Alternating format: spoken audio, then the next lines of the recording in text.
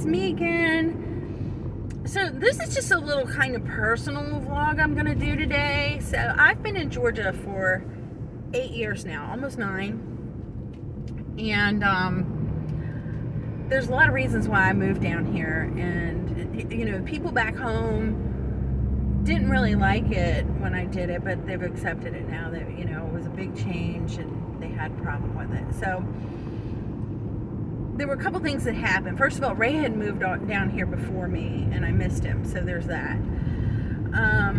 But a bunch of things had happened. So somewhere in the history of my videos, I did a lemons for leukemia kind of thing. Well, I had my very, very best friend. She didn't have leukemia, but she had Hodgkin's disease, which is another type of blood cancer. And she had passed away. So she passed away. My brother-in-law passed away, my mom and dad passed away, and Ray's mom passed away. And all this happened in a fairly short period of time. And I was almost 50 at the time, or I was over 50. I guess I was over 50. And I had gotten laid off from my job, and I was in my second job. I was living at my parents' house. My sister and I had plans, so I thought to do something productive with the property. And I really wasn't happy working for corporate America anymore. I had such a bad taste in my mouth. There were so many problems with management, and I'm not going to go into that, but you know, some of the stuff that they were doing with training, it was just horrible, you know, and yet I was being held accountable for things that, you know, I didn't know because I wasn't taught, and it was crazy. I got an iPad for going to work on time for a month and not calling out. Like, you know, my thoughts on that is not that I would ever get my iPad back, and I'm grateful for it.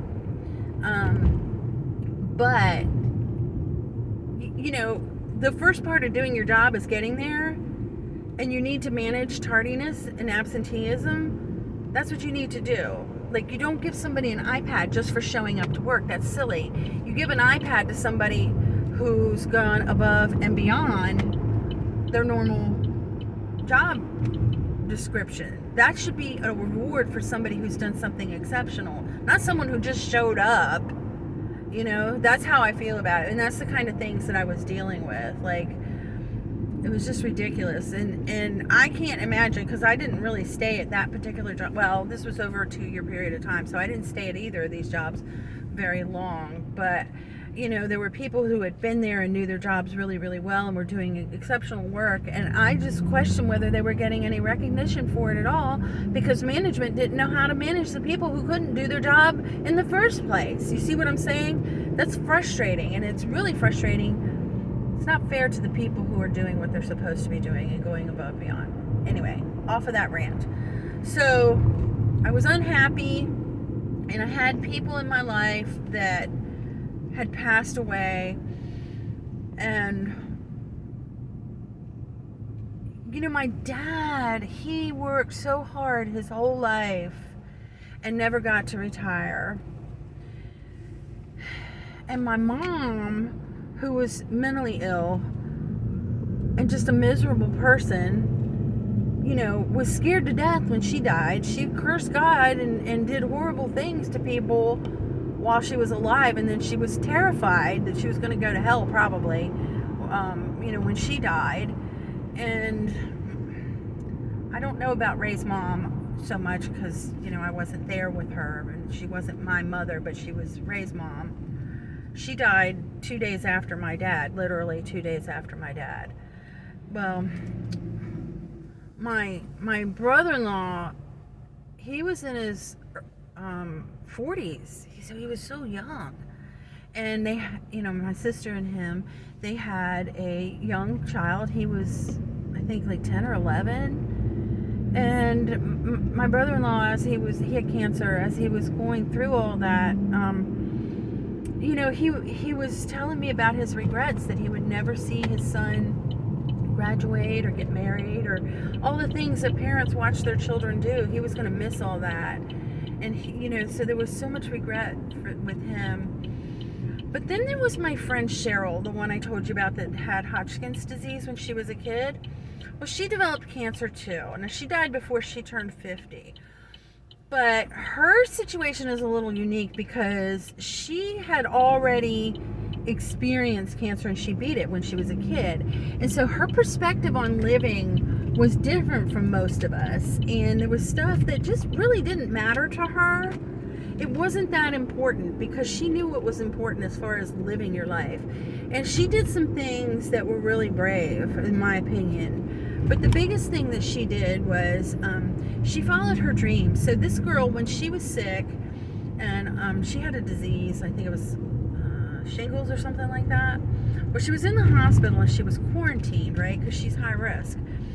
And while she was in there, somebody gave her a guitar, and she learned how to play guitar. And this was when she was little, right? So she learned how to play the guitar, and turns out she could sing. Like, she had this beautiful, kind of natural bluesy voice, and she loved to sing, and she was good at it, and and she had a dream. Like, so she moved out west, and she eventually she got a job and was living like a normal person was, but she also had a band, and she never made it big. She was nobody famous. You've never heard of her, you've never seen her or anything like that, but she was eventually playing venues with people like Vince Gill and Willie Nelson. She sent me pictures of her with these people, and and what she would wear when she would sing. She was kind of in a country band. And she did what made her happy. She searched for the joy in her life. And so because of that, and all these other people passing away, and some of them never ever getting to do anything, not anything, but never really reaching for their dreams or even trying to reach their dreams because they were caught up in paying bills and all the stuff that we do. That's one of the reasons why I moved to Georgia. I mean, Ray was here, and he's a musician too. And I'm not a musician. I mean, I sing, but I don't sing. And so I came down here and said I was going to start a business. I started advertising my business 2 weeks before I actually moved here. But I said, I'm going to go and be with the person that I love. I'm going to be with the person that I love. We'd always talked about moving south. We talked more about moving to Florida, but Georgia seems to be where we landed. So I came down here because of the weather, and I came down here to start something with somebody that I love. Not with him. I mean, he wasn't part of the business, but I did my thing, and I took control over my life in an area that I liked. Okay, and that's really why I moved to Georgia. It was because of just watching people that I care about who came to the end of their lives, and how most of them, really half of them, 2 of them anyway, I think felt like they had unfinished business. But they all had regrets, except for Cheryl. They all had regrets in one way or another. Cheryl, on the other hand, she told me she wasn't afraid of dying because she kind of had already looked death in the face, but she was afraid of the pain, and I don't know how much pain she had. I think they gave her a lot of medication. She just kind of fell asleep and eventually drifted away, which is also how my brother-in-law went. He just eventually fell asleep and didn't wake up. My parents were both awake when they passed away. But yeah, this made me start thinking about my own life and what I want to do with it. And so now I've been here this long, and I'm older now. I'm having my own health issues, which I'm addressing.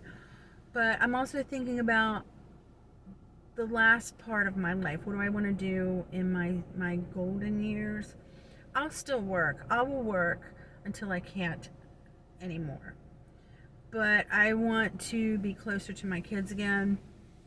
I want to spend some time with my grandchildren, and I just really want a more peaceful time in my life. And I've actually had that. Like, I don't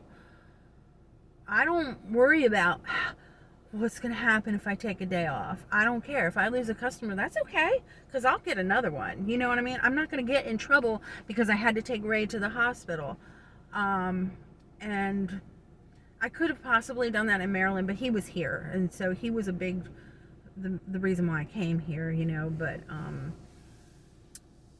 I did. I packed up my car. I came down at Thanksgiving and dropped some stuff off where he was living, went back home, worked for a month, and came down right before Christmas, and I have been here ever since. I've gone home a couple times, you know, to visit, but yeah, I love it here. But in the not so distant future, I will be leaving Georgia as well, so maybe I will do another video why I moved to wherever I moved to. Okay, so if you've listened this long, I really appreciate it, because I don't know how interesting this is to other people, but it's interesting. It's my life. Okay, so maybe just nosy people listen. I don't know. But if you want to know more about me, my socials are down below. Also, my store is down below. My resale stores, they're down there. So go ahead and please subscribe if you want more information. I don't do a lot of these life videos, but I do some. And I will see you again.